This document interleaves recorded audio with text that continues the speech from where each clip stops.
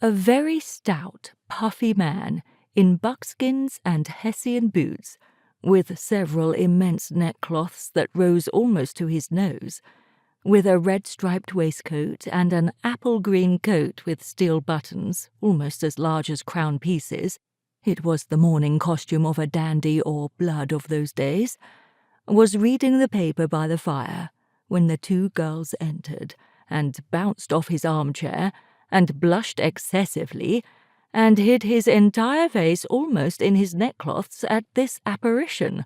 "It is only your sister, Joseph," said Amelia, laughing and shaking the 2 fingers which he held out. "I've come home for good, you know, and this is my friend Miss Sharp, whom you have heard me mention." "No, never, upon my word," said the head under the neckcloth, shaking very much. "That is, yes.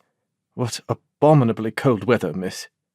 And herewith he fell to poking the fire with all his might, although it was in the middle of June.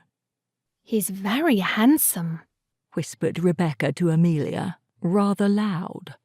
"Do you think so?" said the latter. "I'll tell him."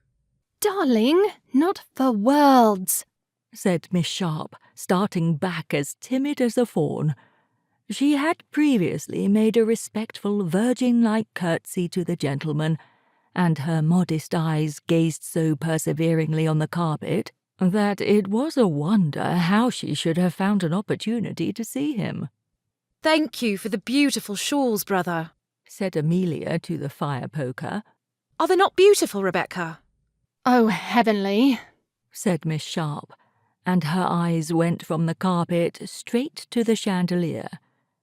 Joseph still continued a huge clattering at the poker and tongs, puffing and blowing the while, and turning as red as his yellow face would allow him. "I can't make you such handsome presents, Joseph," continued his sister. "but while I was at school, I have embroidered for you a very beautiful pair of braces." "Good gad, Amelia!" cried the brother, in serious alarm. "What do you mean?"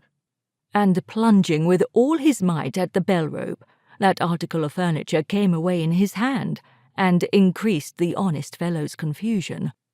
"For heaven's sake, see if my buggy's at the door. I can't wait. I must go. Damn that groom of mine. I must go." At this minute the father of the family walked in, rattling his seals like a true British merchant. "What's the matter, Emmy?" says he. "Joseph wants me to see if his buggy is at the door. What is a buggy, Papa?" "It is a 1-horse palanquin," said the old gentleman, who was a wag in his way. Joseph at this burst out into a wild fit of laughter, in which, encountering the eye of Miss Sharp, he stopped all of a sudden, as if he had been shot. "This young lady is your friend? Miss Sharp, I am very happy to see you. Have you and Emmy been quarrelling already with Joseph, that he wants to be off?" "I promised Bonamy of our service, sir," said Joseph. "to dine with him." "Oh, fie! Didn't you tell your mother you would dine here?" "But in this dress it's impossible." "Look at him. Isn't he handsome enough to dine anywhere, Miss Sharp?"